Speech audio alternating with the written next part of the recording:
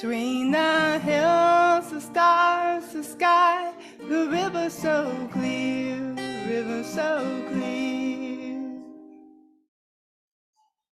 Let us join in a spirit of meditation, reflection, or prayer as we deepen into our service and share our opening words for this morning. A poem by Jericho Vincent, a Jewish spiritual teacher and guide. Because I am a Jew, because I have a deep love for my ancestral homelands in Levant, Eretz Yisrael, because my ancestors and their children were brutally murdered by their neighbors during the Holocaust, because my religion teaches me kol netivotecha shalom, all the ways of truth are ways of peace, because I pray for the hostages every day, because I want Hamas dismantled, because I want Palestinian children to live and thrive in safety, because I want Israeli children to live and thrive in safety, because our sacred texts say liberation for us and for others will only come when we put down our weapons and ensure prosperity for all. But more than anything, because Palestinian children are as human as my children are, because God demands that we preserve human life at all costs. We join Unitarians and Unitarian Universalists all over the world in lighting our chalice. Would Mary please come up to light the chalice? The chalice is a symbol of the spark of life in each of us. If you're on Zoom and have your chalice with you, I invite you to turn on your video to share while we light them. We are in good company.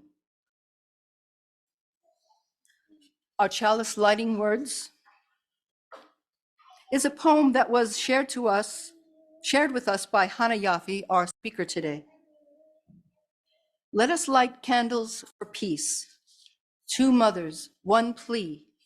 Now, more than ever, during these days of so much crying, on the day that is sacred to both our religions, Friday, Sabbath Eve, let us light a candle in every home for peace, a candle to illuminate our future face to face, a candle across borders beyond fear. From our family homes and houses of worship, let us light each other up. Let these candles be a lighthouse to our spirit until we all arrive at the sanctuary of peace. So now to our program, Nurturing Hope in Times of War. Hanna Yaffe does peacemaking through stories and music with multicultural and multi-religious performers. You can read her full bio in our e-newsletter. I met her in Jerusalem in the 90s and last saw her in New York this past year. I invited her to a UU church where my friend was to give a sermon. I am so very pleased to be able to introduce Hanna via Zoom from Israel. Hanna Yaffe. I'm going to focus on the hope and on the good things a little bit and share with you a little about myself and what I do. As you can probably hear, although I've lived in Jerusalem for over 40 years, I actually come from London, and I am an observant Jew. And my father, for example, was a rabbi, and to this day, I keep the Sabbath and keep the laws of kosher, etc. I'm also deeply, deeply involved and interested to make contact with the other outside of my own tribe. I want to be a bridge between peoples. I'll give you an example. I have a friend called Julia. Who is Julia? She's English and she's a brilliant musician, and she converted to Islam about 15 years ago. She is 41 and she's very, very ardent, is a Muslim as a result of having converted to it rather than having been born into it. We met because we are both partners of an organization called Spirit of Peace, which invites musicians, singers, storytellers to do events together in different parts of the UK. So we've had many events together. She was in the Holy Land last Ramadan, and she met, because I invited her to come in to one of the multi-faith groups that I facilitate. I invited her to give the prayer in from the Quran before the iftar. Who knows what an iftar is? It's the meal that the Muslims eat at the end of the Ramadan fast. So every day of the month, there's an iftar. She gave the prayers really beautifully, beautiful rendition. And it so happened my daughter was in the audience, more because where this iftar was taking place, the venue was sort of in between where I live and where she lives. So it was a convenient place to pick up one of the grandchildren. I am blessed with 7 grandchildren. And by the way, it was so moving to hear the children tell us what their joy is. I was almost in tears. Beautiful. So my daughter met Julia. Now, Tippy, daughter, lives in a settlement, which is a little difficult for me.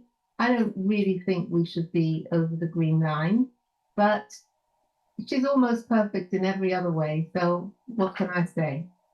She got on really well with Julia, this religious Jew living in a settlement, and Julia, who is very pro-Palestinian.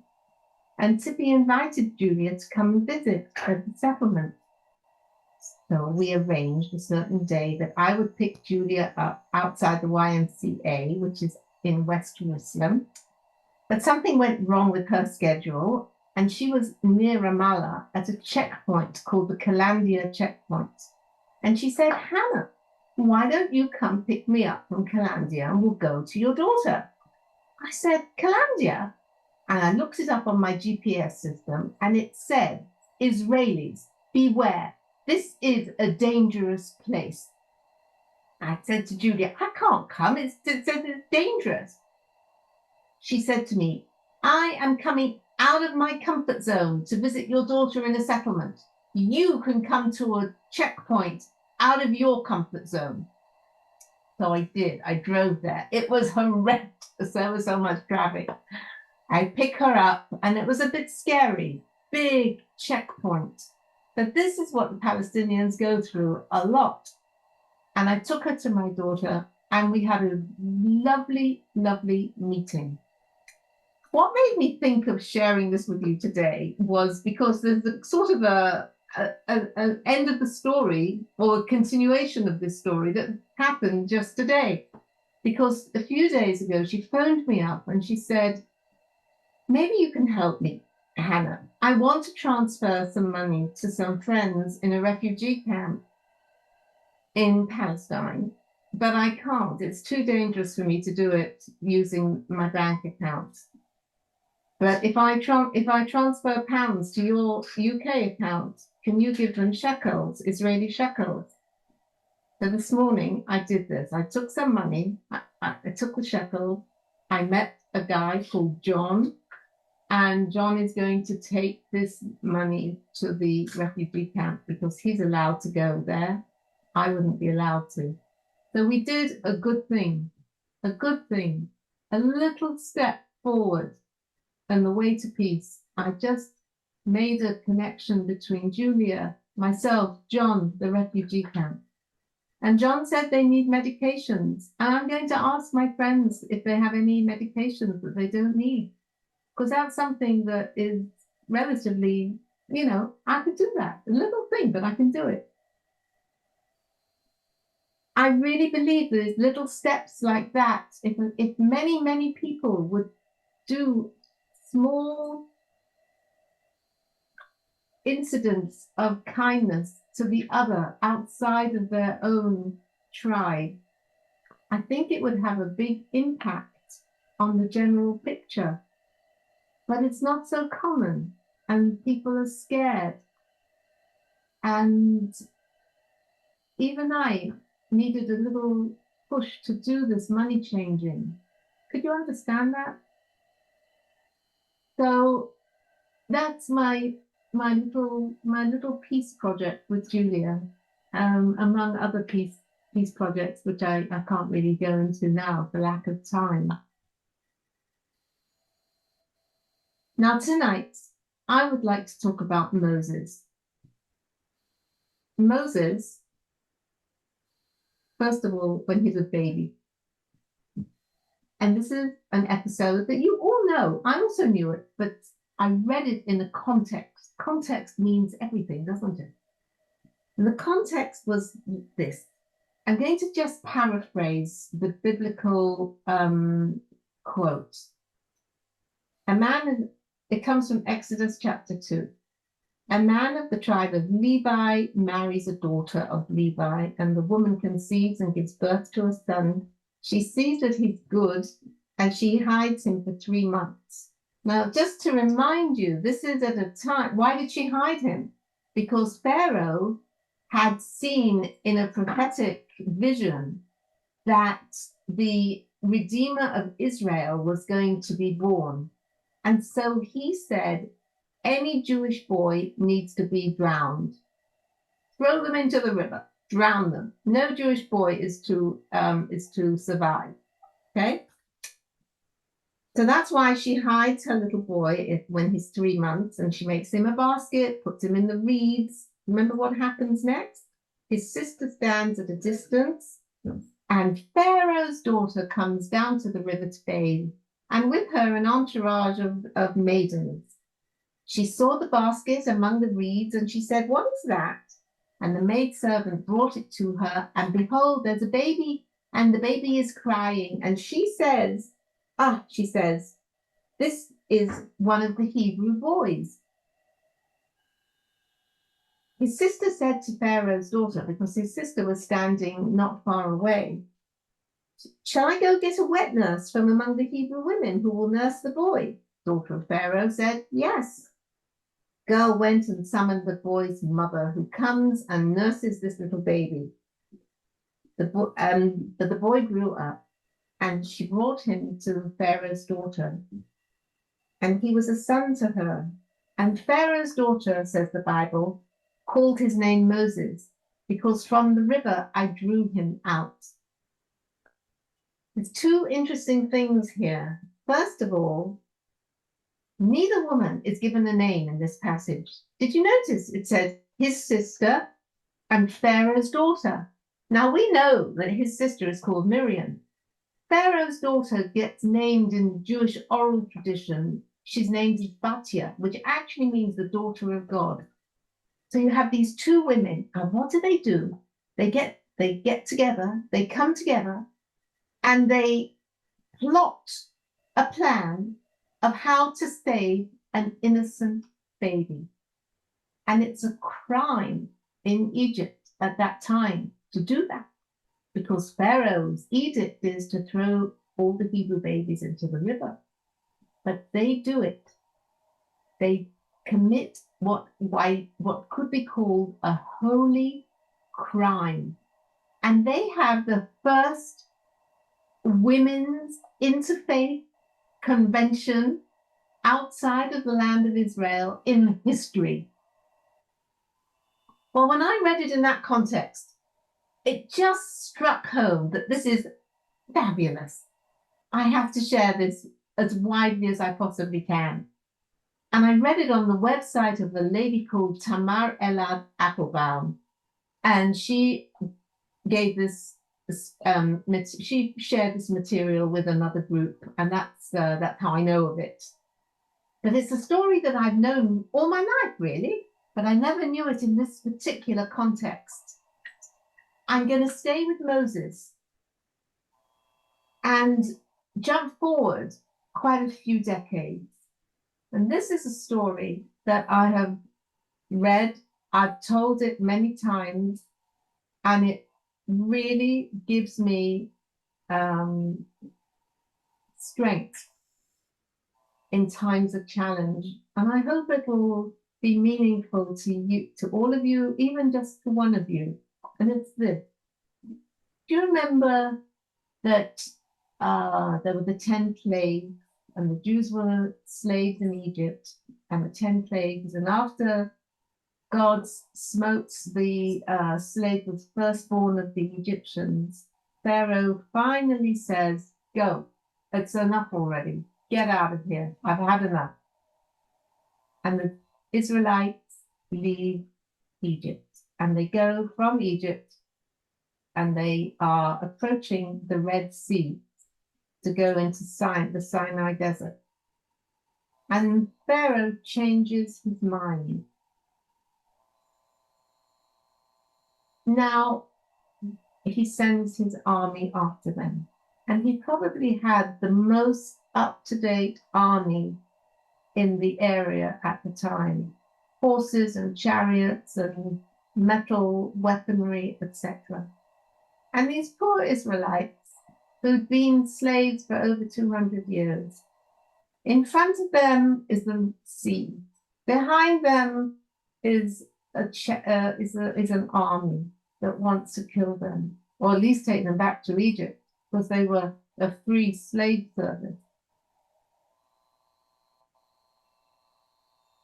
So they are really in between the devil and the deep blue sea, so to speak. And one man called Nachshon gets up. Now, Nachshon, first of all, I want to tell you that this is what's called a midrash. It is not in the text of the Bible. It is a part of the oral tradition.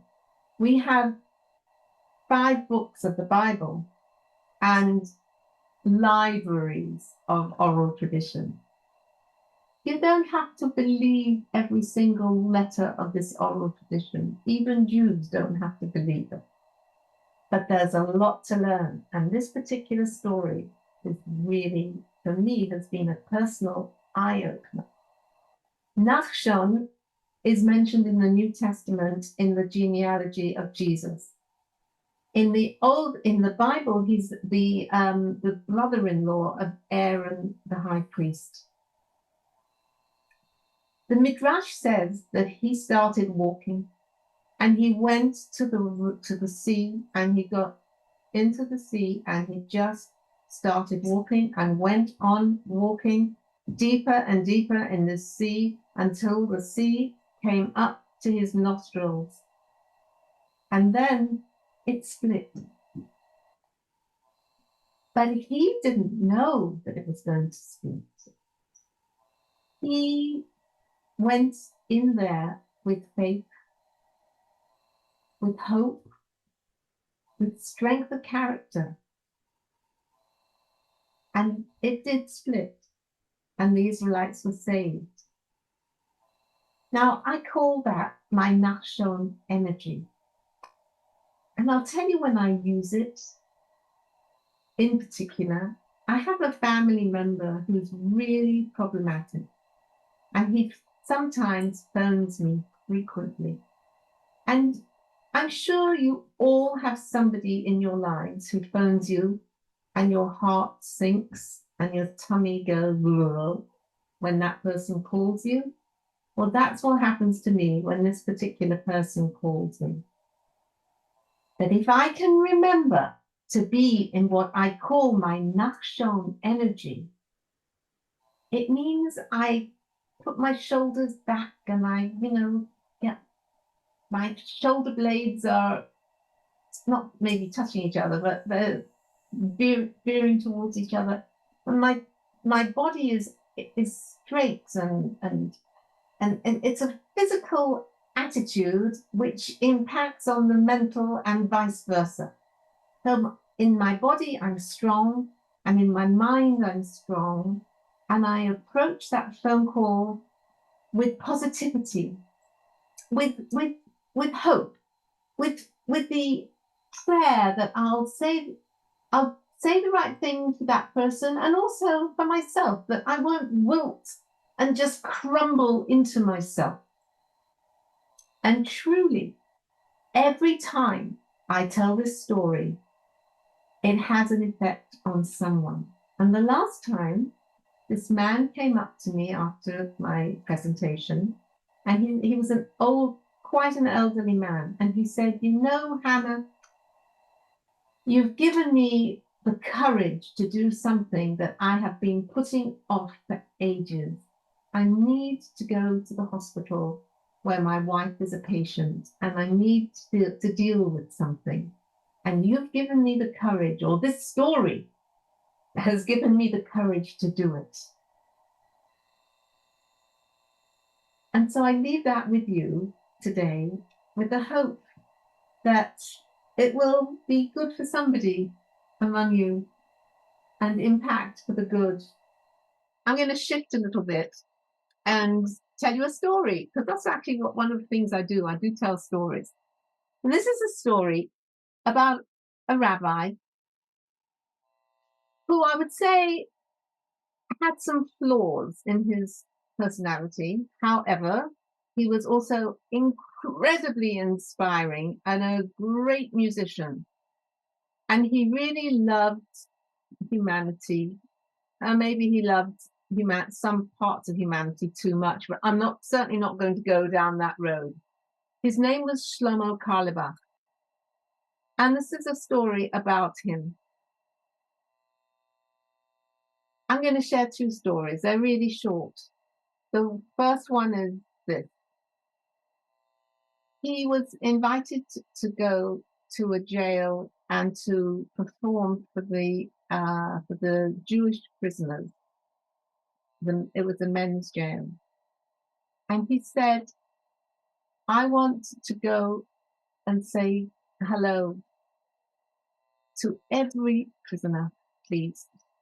And they let him, because he was like a chaplain, a prison chaplain that day. And Shlomo wasn't the sort of guy just to say hello. He gave everyone a hug, a really good hug.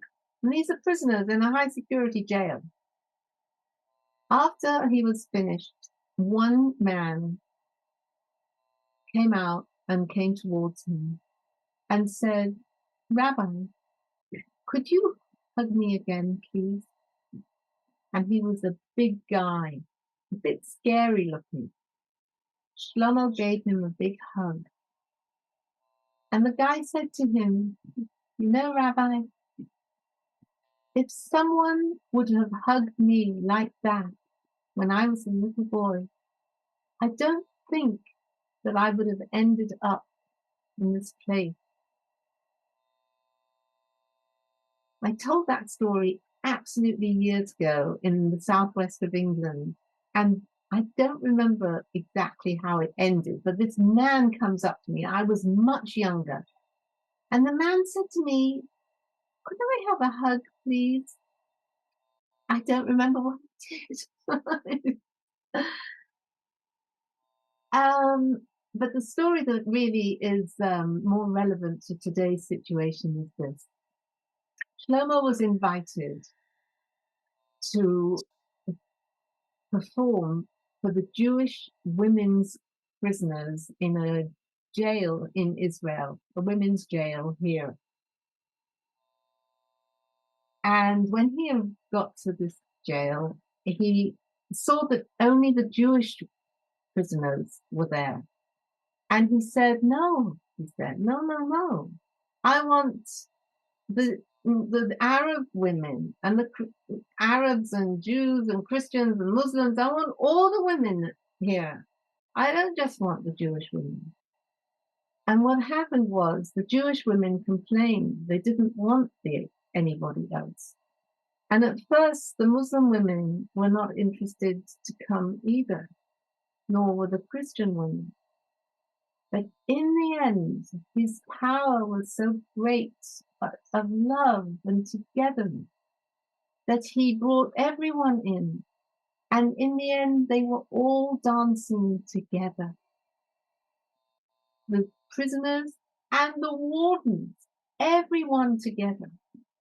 And he said, "This, my friends, is what redemption looks like.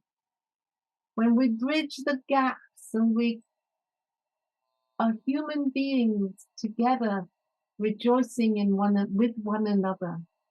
And I just pray that this will happen in time for us to enjoy it, that we'll see wars just not happen, because we want a better world for our children and our grandchildren. We want a better world than what we have right now. And that is my prayer. And that's hope. Please God, it will be. And I'd like to end with a poem. And this poem was found in a cellar, maybe in Cologne during the Holocaust. There's a lot of different versions of where it was found, but it was in the Holocaust and it was written by a Jewish person. I believe in the sun, even when it is not shining.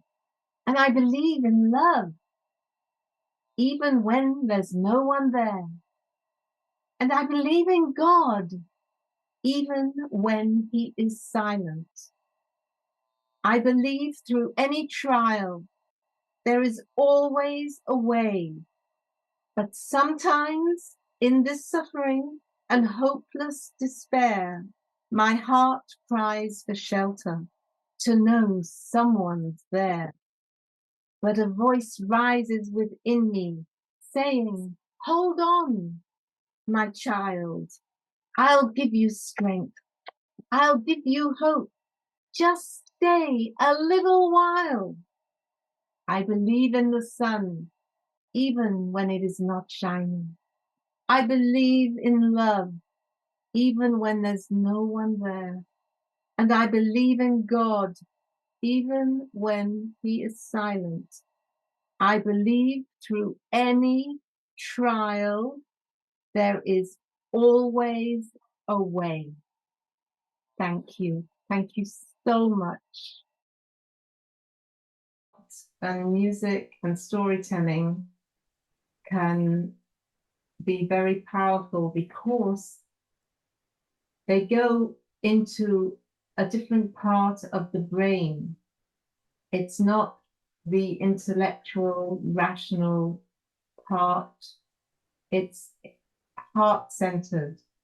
And I am a firm believer that what is needed in our area of the world is for people to listen deeply to the narrative of the other person.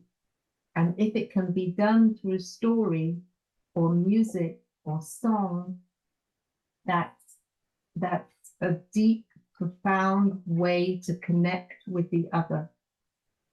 Much more profound than just talking and opinions and politics. And we see that that doesn't work anyway. We will extinguish the chalice with words from Albert Einstein. Peace cannot be kept by force. It can only be achieved by understanding.